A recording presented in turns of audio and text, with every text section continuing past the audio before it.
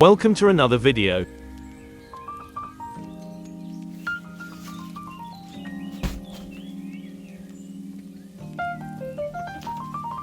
Let's start by measuring the distance between the joists.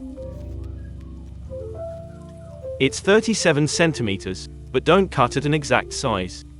Here, I'm going to cut approximately 40 centimeters. Now, you can do the same for all of it. Always cut up to 5 centimeters extra, as it will help to keep it tight between the joists. Use a handsaw for an easy cut and be careful when cutting. Remember to always use appropriate gloves.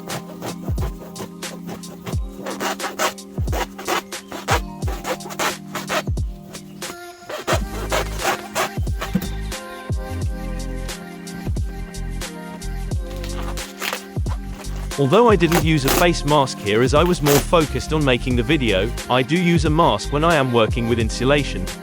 So, do use a good face mask at all times when working with any kind of insulation.